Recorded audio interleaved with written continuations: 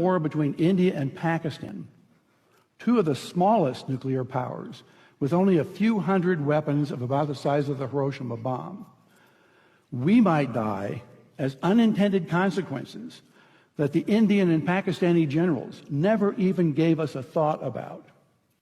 My colleagues, Luke Oman and Alan Roebuck, calculated the spread of smoke after a war between India and Pakistan. It only takes about 2 weeks for the smoke to cover the entire Earth, and it would rise to altitudes between 20 and 50 miles above the surface. At those altitudes, it never rains. The smoke would stay there for years. This farmer may be in Europe or in the United States, but many thousands of miles from Pakistan and India, is looking at the smoky sky above him and down at the crops that have died in his field from lack of light and cold temperatures.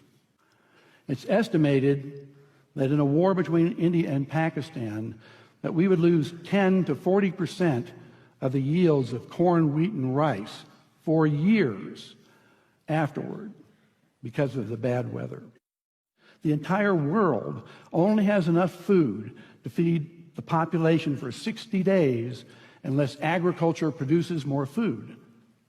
Ira Helfand, a member of the Nobel Peace Prize-winning International Physicians for the Prevention of Nuclear War, has estimated that 1 to 2 billion people would die after a war between India and Pakistan of starvation. And after a full-scale nuclear war, temperatures would plunge below ice age conditions. We would be in a nuclear winter. No crops would grow. It's estimated that 90% of the population of the planet would starve to death, and civilization would be destroyed. And no one would be safe. Not those in countries with no nuclear weapons, not those in countries that didn't participate in the war, and not those on the other side of the planet from where the explosions occurred. No one would be safe.